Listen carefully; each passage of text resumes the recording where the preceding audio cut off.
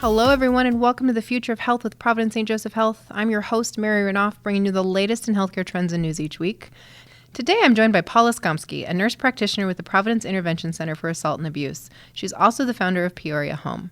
Today, we're also joined by survivor consultant Shelley, and we're talking about how we can fight sex trafficking and support survivors. Remember, everyone, if you have questions for our experts, please share them with us on social media. We can be found on Twitter at PSJH and on Facebook under Providence St. Joseph Health. Use the hashtag Future of Health and we'll be on the lookout for your questions. That's hashtag Future of Health. Before we start, I want our listeners to know that the information provided during this program is for educational purposes only. You should always consult your healthcare provider if you have any questions regarding a medical condition or treatment. The following topic contains content that may be triggering for some listeners. Anyone affected by sex trafficking, whether it happened to you or someone you care about, can find support on the National Human Trafficking Hotline by calling 1-888-373-7888. Again, that number is 1-888-373-7888. Okay, let's get started by welcoming our guests, Paula and Shelley. Paula, tell me a little bit about your role as a forensic nurse examiner with Providence Intervention Center. So I've been a forensic nurse examiner with Providence since 2004, and what a forensic nurse is someone who provides medical care to victims of sexual and physical violence. So child abuse, child sexual assault, elder abuse, domestic violence, any kind of interpersonal violence, and that's what those are the patients that we see. Well, so Shelley, you, if I'm not mistaken, are a survivor consultant, and what does that mean? That means that when there's questions for programs, or if there's something that they want to go over to make sure that it's just given, it's going to meet the needs of the people involved and maybe not be scary. Is that kind of what coming from a survivor perspective, making sure that it's appropriate, in line suggestions of how to make it better.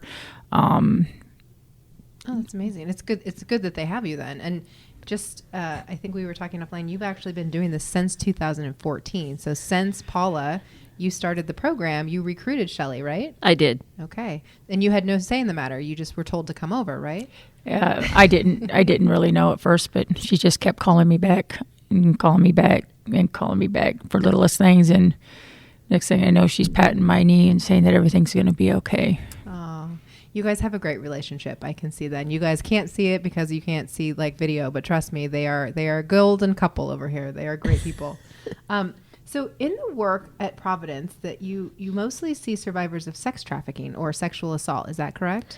Mostly see victims of any kind of interpersonal violence, but included in that are victims of sex trafficking here in Snohomish County. And is Snohomish County seeing the same statistics that nationwide we're seeing around this topic? I believe we're pretty close. We're certainly seeing the same statistics as King County because many of our victims are moving back and forth between Seattle and our area and Tacoma, up and down the I-5 corridor. Are people that you see, are they typically very transient and moving around a lot? Is that something that you see because of the assault, or that's just in general? Of trafficking victims, they're moved around a lot. Gotcha. Our general assault, that doesn't sound very good. Our sexual assault victims are usually local. Okay. And how many people are you seeing in a given year? So the Intervention Center sees between 1,500 and 1,600 victims every year of all types of interpersonal violence. And tell me, how did the center come to be? The center started back in 1997. Sister Georgette from Providence was instrumental in getting the program started to provide sexual assault victims with more trauma-informed care, more appropriate care than what they were receiving before. She felt that it was very important for victims to be treated humanely and kindly, and a lot of times that wasn't happening in the busy ER environment. Sure. And one of the nice things about your center, right, is that you see people kind of in all forms, right? Like they get to have all of the experience. Not that it's a great experience, but in the center with you. So they're not going to an emergency department and then a police department and then seeing a therapist somewhere else. Everything's kind of all in one. Correct. Our clinic is located in Dawson Place Child Advocacy Center, downtown Everett. And located in that building is the prosecutor's office, the sheriff's department, Compass Health for mental health therapy. We have child interview specialists and their treatment dogs or therapy dogs. And then we have victim advocates and the medical providers. So for those listening, kind of walk us through that experience. So somebody either gets referred to you or brought to you by, say, the police. How does it happen? How does somebody get to your doors? And then what happens from the moment they walk through? So there are a lot of different ways that patients get referred to us. Some are self-referrals. They know where we are, and they'll show up at the front desk and request services. Others are referred by CPS, law enforcement, primary care providers, other service providers in the community.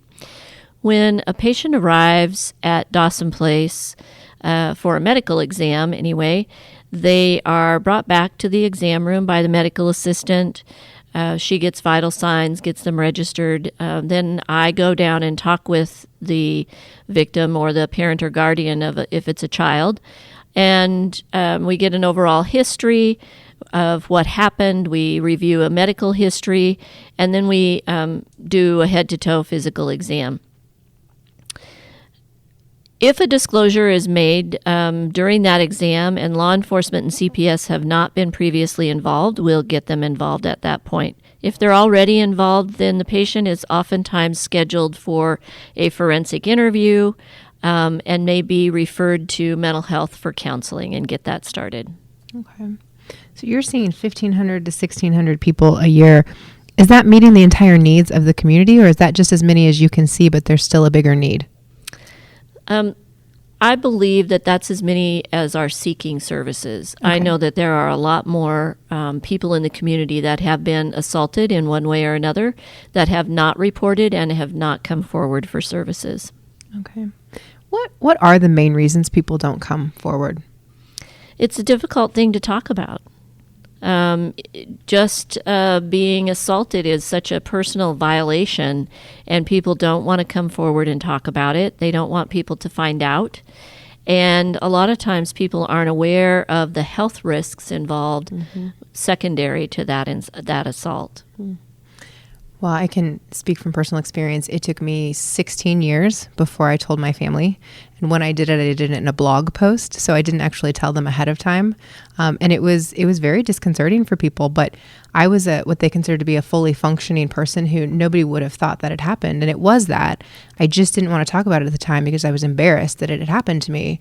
And it did take me over 15 years to be comfortable talking about it. And even now I'm not super comfortable. You might be able to hear it in my voice. But it was fear, and it was fear of being judged, and that was the biggest thing for me. Is that something that you're hearing from people often? Often, yes. Yeah. And even in children, they don't want anybody to know because they don't want people to think there's something wrong with them. Right. And actually having a medical exam and reassuring a child that they're okay, that they're healthy, and that people can't tell by looking at them that something's happened is often what they need to start on that road to recovery. Well, the workers in your center kind of run the whole gamut, right? So tell me about how many types of people are involved. So you've mentioned nurses, you've mentioned social workers. Who all is there? So we also have victim advocates. We have the child interview specialists. So those are specialists that have had extra training on specifically how to talk to children about these kinds of events in their lives. We have the Compass Health mental health therapists who have all had extra training in trauma therapy. And then upstairs we have the Sheriff's Department Sexual Assault Unit and the Prosecutor's Sexual Assault Unit, as well as a CPS caseworker in the building. So those folks have all had extra training in how to work with victims of trauma. Yeah. Well, we're going to have to take a quick break, but when we come back, we're going to dig in and talk a little bit more about Peoria Home.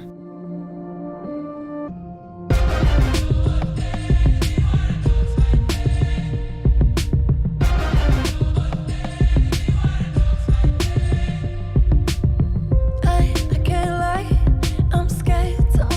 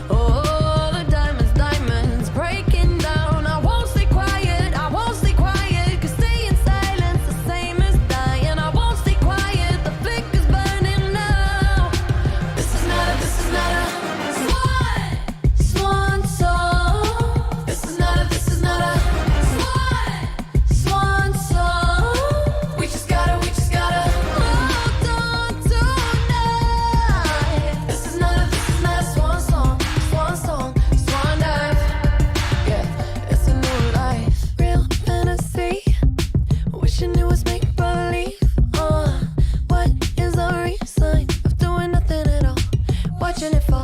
The flicker burning, you know the time is running, running out. Only I see, oh, the diamonds, diamonds breaking down. I won't stay quiet, I won't stay quiet, 'cause staying in silence the same as dying. I won't stay quiet, the flicker's burning out. This is not a swan song. This is not a swan song. We just gotta hold on tonight. This is not a swan song, swan dive. Yeah, it's a new life.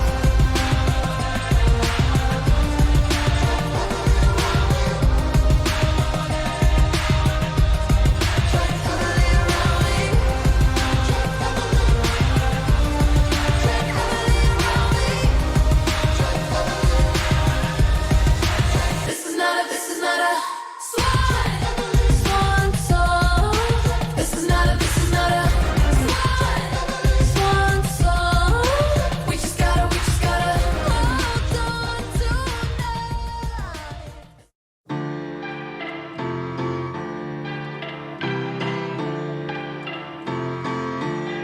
Falling into you, baby.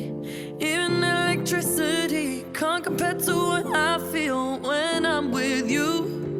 Oh, baby, giving up my ghost for you. Now I'm see-through. You give me a feeling so strong. I know you've been treating yourself wrong. So let me care for you. Ooh, baby, I'ma love you differently. I'll give you electricity, give it to you. And even if I could, I wouldn't turn on you. And I would stop the world for you. You know I wanna let you know I'll never let this feeling go. This love has no ceiling, I cannot deny. Even if I could, I wouldn't turn on you. And I would stop the world for you. And I wanna let you know I'll never let the feeling go. This love has no ceiling, I cannot deny. All I see is you lately. Wide awake and in my dreams, I see your face so vividly. Don't know what I do. Ooh, baby, if you only saw a friend in me, I'd be bittersweet. You give me a feeling so strong. I know you've been treating yourself wrong. So let me care for you. Ooh, baby, I'ma love you differently. I'll give you electricity, give it to you. And even if I could, I wouldn't turn on you. And I would stop the world for you. You know I wanna let you know I'll never let this feeling go. This love has no ceiling, I cannot deny. Even if I could, I wouldn't turn on you. And I would stop the world for you. And I wanna let you know I'll never let the feeling go. This love has no ceiling, I cannot deny. I feel electric, baby, so electric, baby. Wanna let you know. I think I'm ready, baby. Think I'm ready now. Electricity, I'm flying into you. Think electric, baby, so electric, baby. Wanna let you know. I think I'm ready, baby.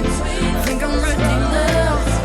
Electricity, I'm flying into you.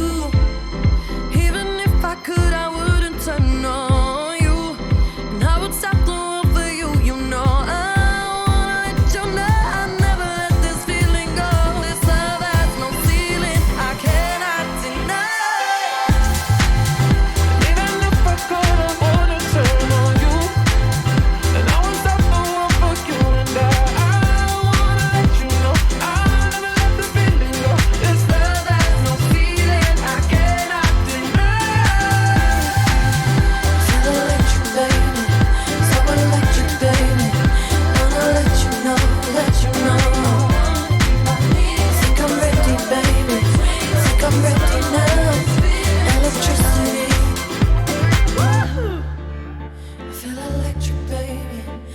electric, baby. Wanna let you know, let you know. Think I'm ready, baby. Think I'm ready now. Electricity. So electric, baby. So electric, baby. Wanna let you know, let you know. And we're back with Future of Health. I'm your host, Mary Renouf, and I'm here with a gentle reminder that anyone affected by sex trafficking or sexual violence can find support at the National Human Trafficking Hotline by calling 1-888-373-7888. So now let's get back to our conversation. So tell me a little bit, Paula, how did you get into this area and why the focus on sex trafficking? So while I was working at the Intervention Center back in 2004, one of the detectives from Everett came to the Intervention Center and said, "We have a problem here in Snohomish County that we're arresting girls for prostitution who are not old enough to legally consent to having sex," and asked for information about how to reach out to them, how to provide services to them. And that was really before sex trafficking or human trafficking became a known thing or a very talked about thing. It was happening in other parts of the country. We know that, and it was happening here, obviously, but we really didn't know for sure what we were looking at or how to even start. So a task force was formed with 5 of us originally at the table to talk about this issue and try to learn more about what we were really seeing. And that's how my first introduction to domestic minor sex trafficking or commercially sexually exploited children, you'll hear both of those descriptions, not to mention women involved. So from this task force, which eventually grew to about 30 people around the table from multiple different service agencies in the community, we realized that we have services in the community for under the age of 18. We have Cocoon House, which is an excellent teen shelter, and they have a lot of programs. But when a girl turns 18, any services that she's been involved with basically disappear because now she's an adult, and it's considered that she's choosing Oh, that's so sad. this work, and that nobody really chooses this. No. So that's how I got involved in the work. In 2008, or actually 2007, I was looking for Christmas gifts for my girlfriends. And I always try to buy my girlfriends things that support other women's programs because that's important to me. This is why we love you. And I stumbled upon Thistle Farms Bath and Body Products. Thistle Farms is in Nashville, and they are a recovery program for women exploited through prostitution, trafficking, and addiction. And I read their story that Christmas, and I decided I needed to go and learn how they ran their program because I really felt like we needed it here in Snohomish County.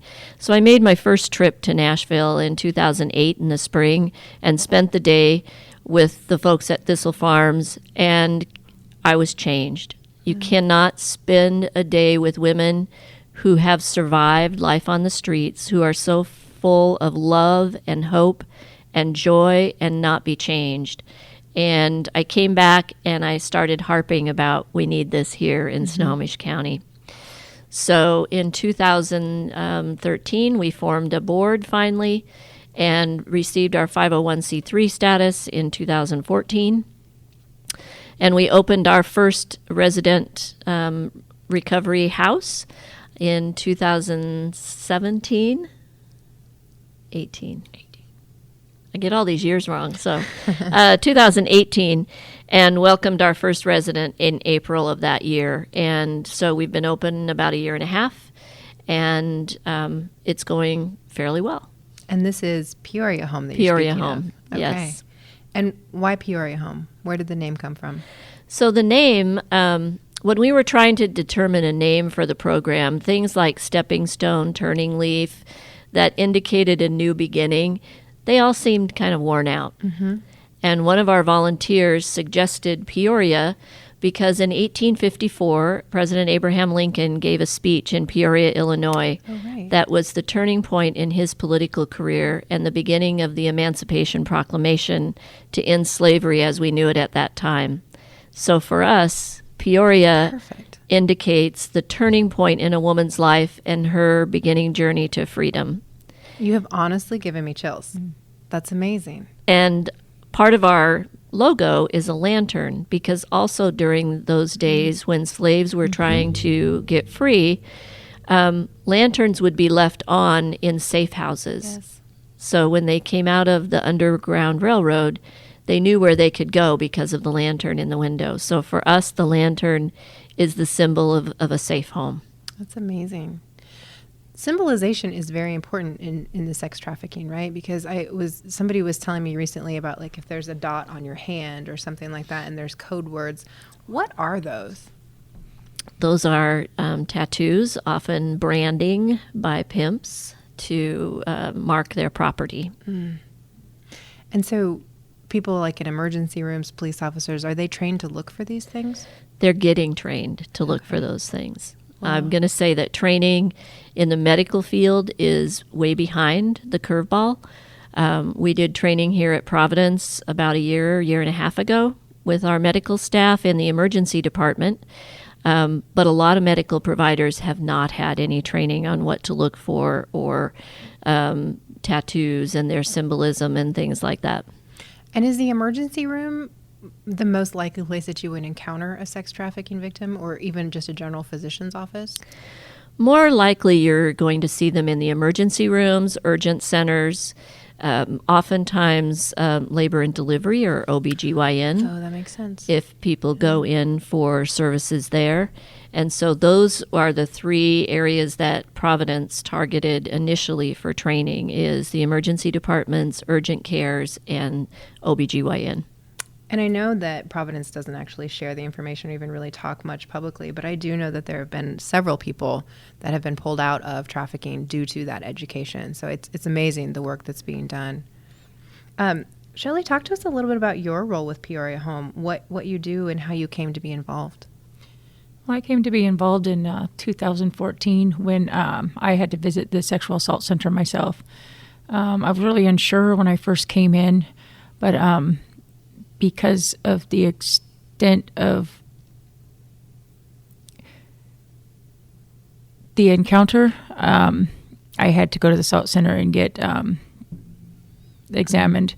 And once Paula came in and just her calm, loving nature, it was really hard not to open up. I ended up seeing a stuffed animal on the wall that was for the children, and I grabbed it and I just let everything out of all the things I had been going through and all the different assaults, and that something had to change. And she kept finding a way to bring me back, and again and again.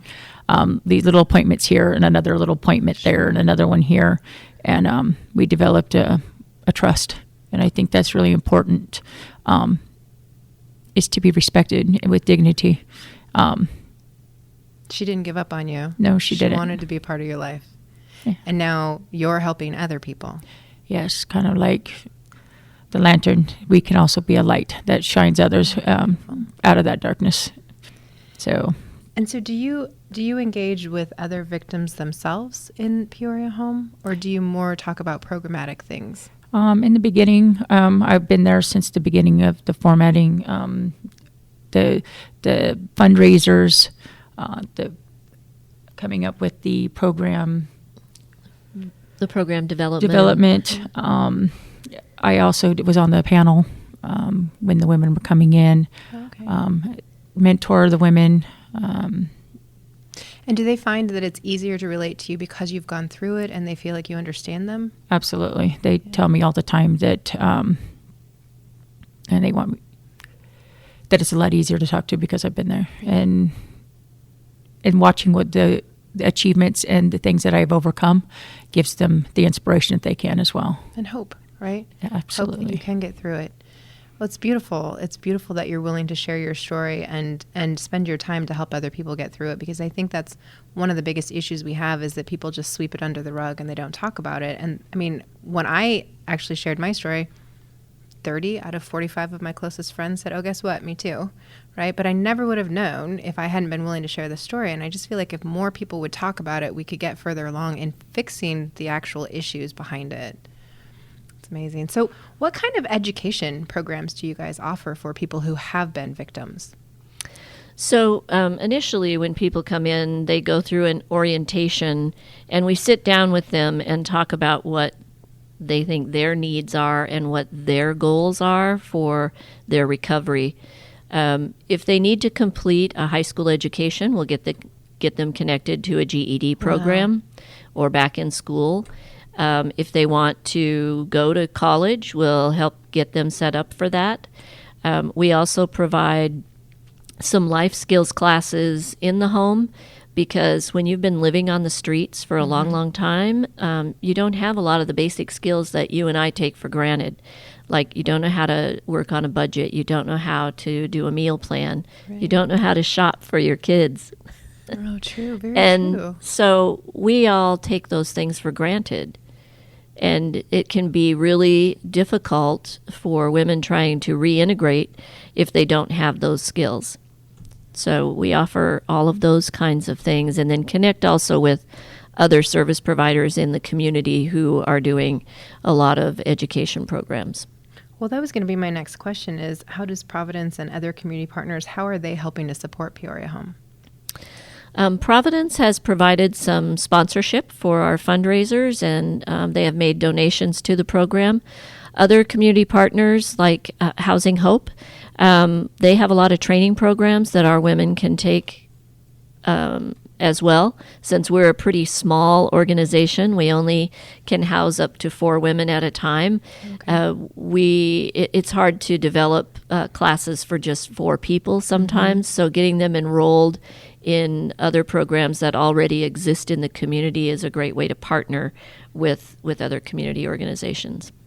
So if you can house 4 people at a time, is there a wait list? Yes. Okay. I receive calls every month from women all over the country looking for a safe place to go, from women locally looking for a safe place to be. And so, yes, we usually have a wait list of about 5 to 6 people at a time. So what would allow you to have more people? Is it space? Is it dollars? Is it staffing? Is it all of the above? Primarily funding, because it takes a lot to open a house. And if it wasn't for the gift of one of our board members, we wouldn't have the house we have right now. So it's funding, and we're all privately funded. So ordinary citizens donating to us is how our program is funded. We get no federal or state funding at this point in time. So funding is a huge issue. The house we can't have by code any more than 4 women living in it at a time. So that limits us. And staffing, I think we're okay. We could add a second house with the staff we have. They might not think so. But So for those listening, they could help you by donating. Correct. A house, if you have one, and you would be so gracious, right? Right. But even just dollars at this point in time would help. yes, Okay. And where would people go in order to learn more or to donate? PeoriaHome.org. PeoriaHome.org. Perfect. Well, let's go back to sex trafficking for a bit, because that's where a lot of the questions came in. How prevalent is sex trafficking in Washington? And you mentioned the I-5 corridor earlier, and we're close to Canada, but how big is it? So statistics are hard to gather on hard numbers for sex trafficking victims because people don't self-report. So statistics are collected from identifying patients in the emergency department, people seeking services with other types of service providers.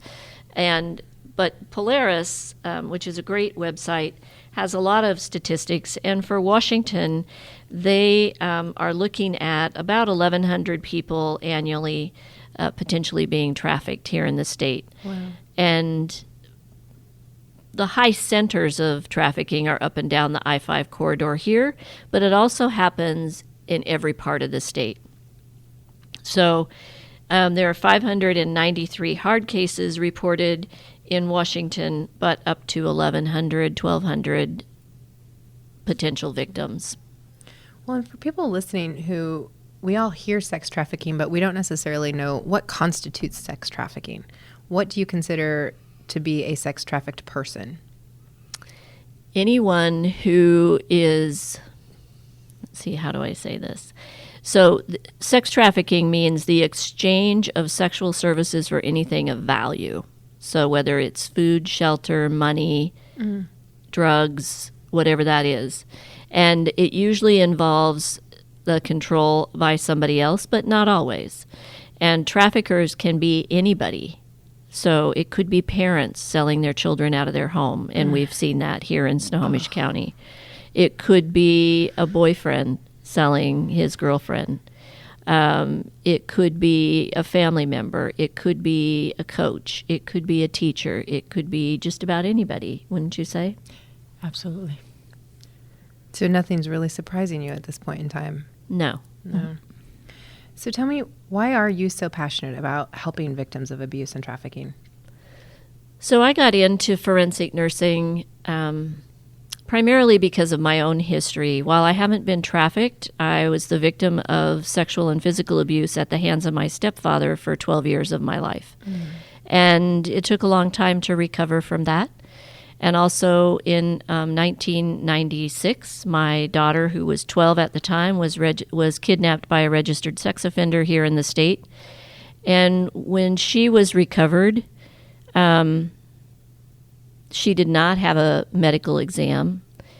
She went to a therapist, but the therapist didn't have training in really deep trauma. And the therapist actually said that she felt like she was doing more harm than good.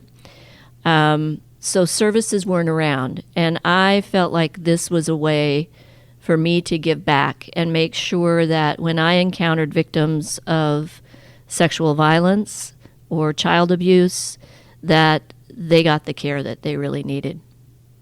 That is heartbreaking.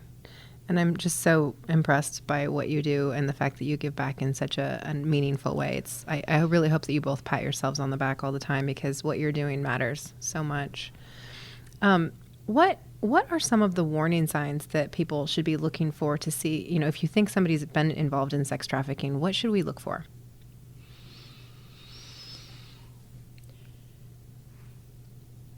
I would say bruises on the body. Someone who is kind of like lost touch of reality, but just going with emotion, sadness in the face, who they're with, if they have marks on their hands or somewhere on the body that's tattooed. The ones I had come across was on the neck. Mm-hmm. Are there behavioral health, mental health issues that typically you see more with sex trafficking victims than anyone else? Because you mentioned kind of a checked out type of just going with the flow. Oh, yeah, lots of times you disassociate to keep going, and lots of times you're also drugged in order to just get up and survive every day. And it becomes a repetitive pattern. You get to know how to survive in that. So you'll keep doing what you have to do to survive. I think when we see this portrayed on TV, it's always kind of in like a one person trafficking a bunch of people, and so they kind of have developed these relationships. But it's often just individual, correct? It's just you're on your own. That can be. I mean, there's a difference between prostitution and sex trafficking, and with all due respect to those who do prostitute or in the sex trade on their own account, that's separate from those who are being manipulated, coerced, or forced into giving these favors, and they don't get nothing in return. You can also be trafficked and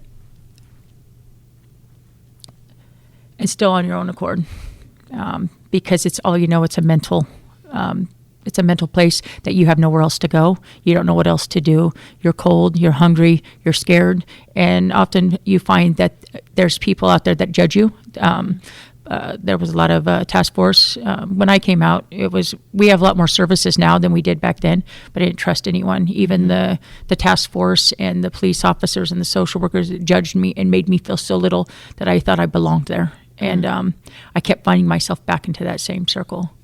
It does happen a lot, right, with victims who are quote unquote saved, and then they go back into the lifestyle because it is all they know, and they don't have any other options. Well, when you come out of it, you don't know what is there. This is all you know to survive, and your mind gets trained. It's almost like that what is it called, the Stockholm syndrome, Yes. And it's a safer place because you know how to maneuver in there. You know what to expect. You know if you're going to get beat, if you're going to get, even in that life, it's unpredictable because they have extensive means of manipulation to keep you under control. Mainly fear or a basic need, even if it's the drugs or food. They will withhold all of that from you. So much ugliness in this. Other things that we look for, especially in the emergency room, is we look for patients that are there with somebody who's very controlling, who will not separate from them, who answers all the questions for them.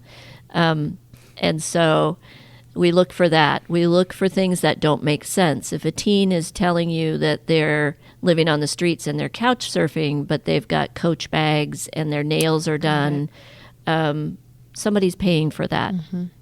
They're not Very getting that interesting, on yes. their own. Yeah. And again, tattoos. A tattoo, everybody gets a tattoo. There's a story attached with it. So I always ask patients to tell me about their tattoos. Tell me about that. What does that mean for you? Oh, interesting. Because there's a story. And sometimes that's a way to get people to open up and talk to you, is to just ask questions about. And young girls, I'll say, where do you get your nails done? They look really nice, Unfortunately, I can't have my nails done in my line of work, but, where do you get yours done? So just being aware of things that don't add up.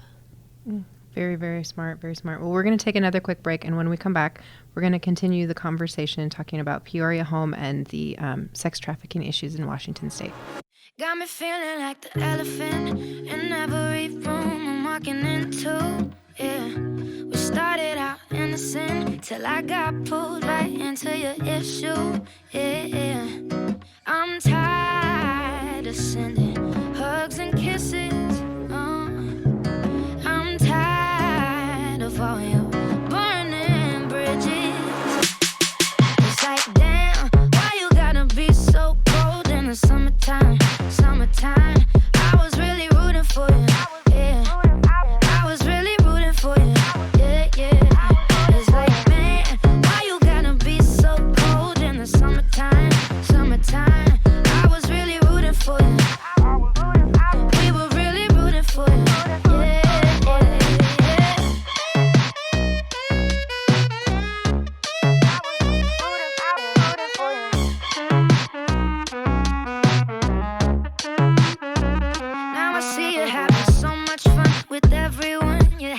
Much fun making fun of.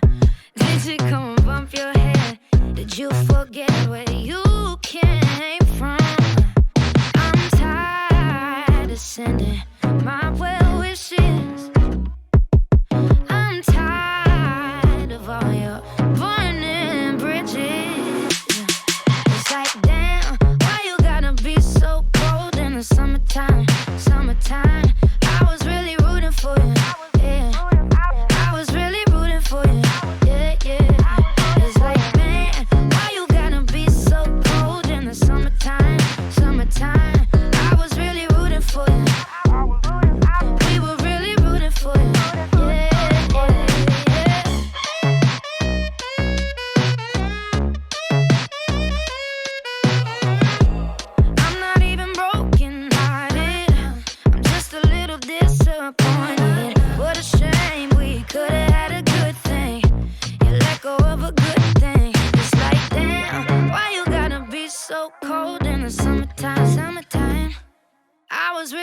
For you, yeah, yeah.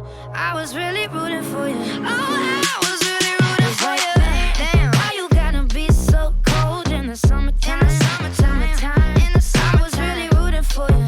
Oh no, we were really rooting for you. We were really rooting for you. It's like, damn, why you gotta be so cold? I was really rooting for you.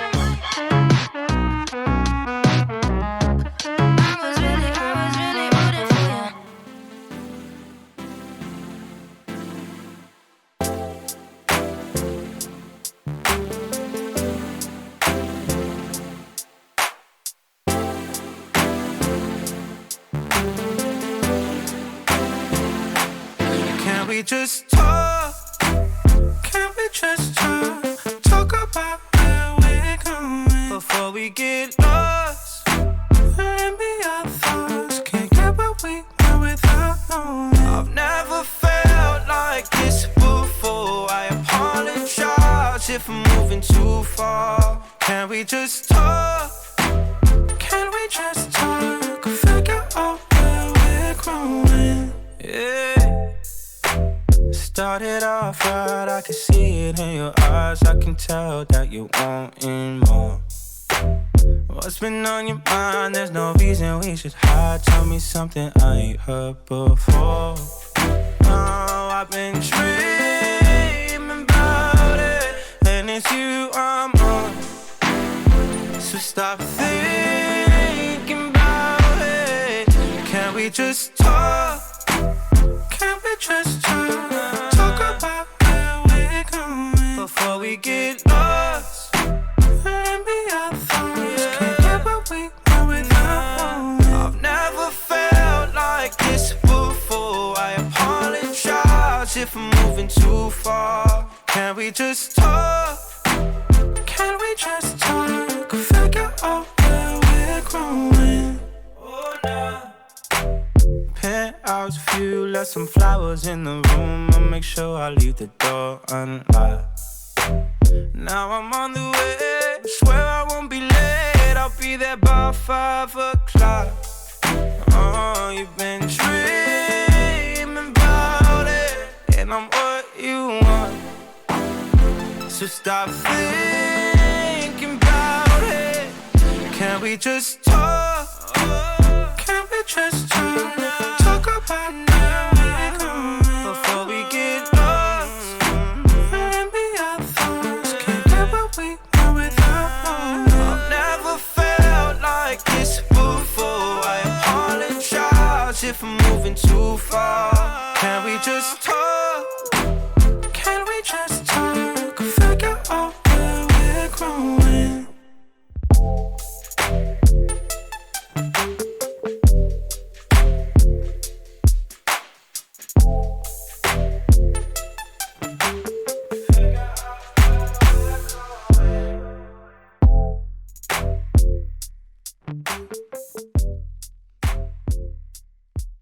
And we're back with Future of Health.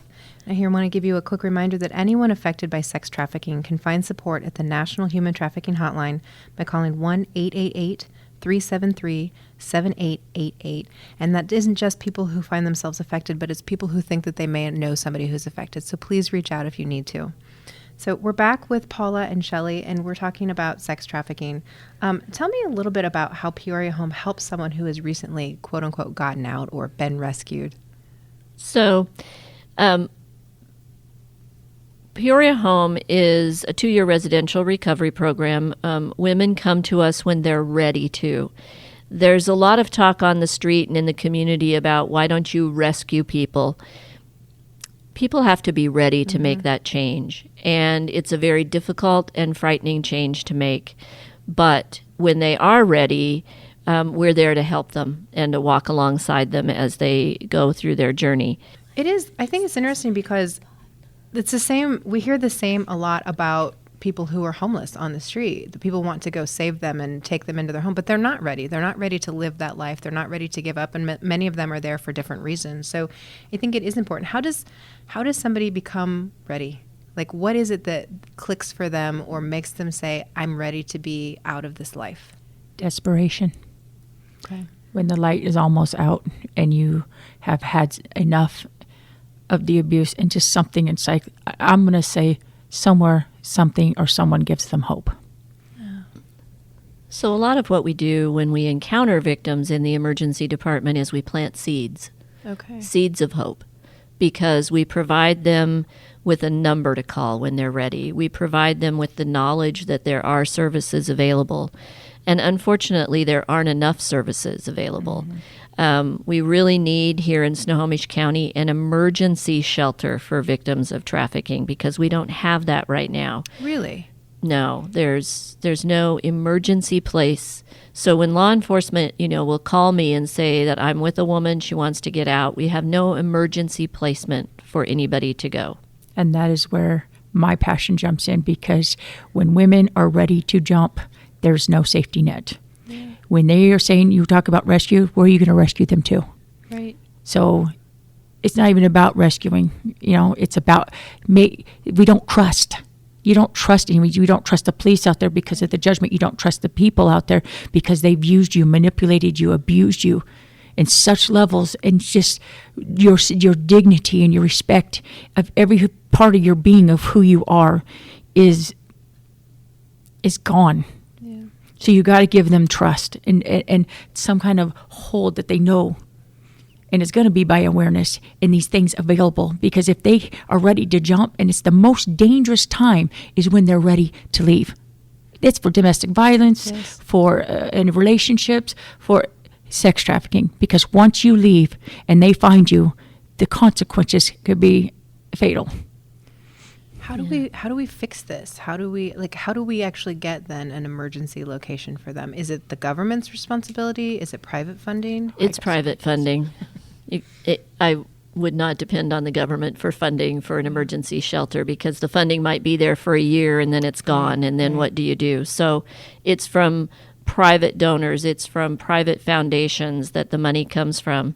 But to come into Peoria, a woman needs to be clean and sober for 30 days. Okay. So when law enforcement calls us and they're with someone, we may be able to help facilitate getting them into a 30-day treatment program. But then if we don't have an opening in the house when she's done with that 30 days, where do they go?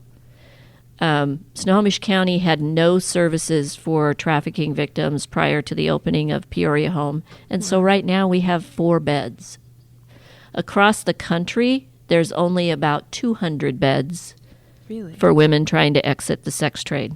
Across the whole country? Across the entire country. How is this possible? Because it's not a priority. I'm flabbergasted right now, because we're in this area where you've got tech central, you've got billions and billions and billions of dollars, and you don't have a place for people who are trying to get out of a desperate situation. Correct. I think it has a lot to do with the misconceptions of sex trafficking, and that people make it and are in there as a choice, or that they're drug addicts, or that they have mental health issues, or that they're not above coming out or spending that time, that somehow they made it there by choice. Who would choose this life? I'm sorry, I challenged that. Who would choose that life? When I was a little girl, I dreamed of becoming a nurse. I dreamed of a little fence with some kids and a husband. That's what I dreamed of. I didn't know and dream that one day that I would be caught in a system that I couldn't get out of, and just, I mean, the torment and the rape and the beatings, the manipulation and the head games of just being belittled so much. That wasn't my goal, was to come out there. That wasn't my goal as a child. It is something that happened along the way for many different reasons that I am now working on. And one of the biggest things is sitting here in this seat, making other people aware. Yes, it's so important to get this message. Mm-hmm. Paula, when she talks about this, a little girl wanting what every little girl wants, probably a pony and a new Barbie. What causes this? How are, especially kids, but how are people getting into this world? So 90% of people involved in the sex trade and in trafficking were sexually abused in their own homes as children. And that early childhood trauma sets the trajectory for drug abuse, mental health issues, trafficking. You grow up in an abusive home, and some sweet-talking guy comes along and says, I'll take care of you, come with me, I'll protect you, I'll provide you with all the things that you're not getting at home, I'll love you. Who's not going to go? Easy manipulation. Yeah, absolutely. Well, you talked about having to come into the program 30 days clean and sober. How do you partner with other people in the community to get them from out of the system into that 30 days before they get to you? We do. We have quite a few relationships built with recovery programs here in the county, and we often get referrals from those recovery programs. Women will get into recovery and disclose that they've been being trafficked, and we'll get a phone call. And we'll start working with that woman while she's still in recovery and going through the screening process and talking to them about what the program is, because it's not a halfway house. It is a program. There's work that you have to do to live in the home. And so we'll make sure that she's really ready for that and committed to that. The very first phase of the program is very, very difficult. It's 90 days, no cell phone, no internet access, to cut off those connections to your previous life. It's a reprogramming, basically. Yes. And that's a really difficult thing for women to do. Well, I want to talk through more of kind of what your program is, because I know you talk about phases of it. But before we do that, you talked about, especially in the emergency room, you give them a number to call. You give them. How do you do that? Do you have to separate them from the person who brought them in? Sometimes, and the nice thing about healthcare is, there's always things that we do in healthcare where we need to separate the patient from whoever came in with them. And those are the times where you can talk to them in private, even if it's just for a couple of minutes on the way to the CT scanner or maybe on the way to the bathroom to get a urine specimen. It gives you that very narrow window of opportunity to ask somebody, are you safe? Do you need help? How can we help you right now today? And just providing a little slip of paper that they can tuck away maybe in the bottom of their shoe or someplace where it won't be found. That doesn't say what the number's to, but they know that it's for services or for help. It must be heartbreaking to have to watch them leave and know that you can't help them right then. It's very heartbreaking. And we've had women come into Peoria Home and choose to go back, and that is heartbreaking as well. I bet. Thank you, everybody, for joining us today, and to everyone for listening and sending in your questions. We look forward to a future topic with more experts from Providence St. Joseph Health. Make sure to follow us on social media at PSJH on Twitter and on Instagram, and under Providence St. Joseph Health on Facebook. To learn more about our mission, programs, and services, visit future.psjhealth.org. Thank you.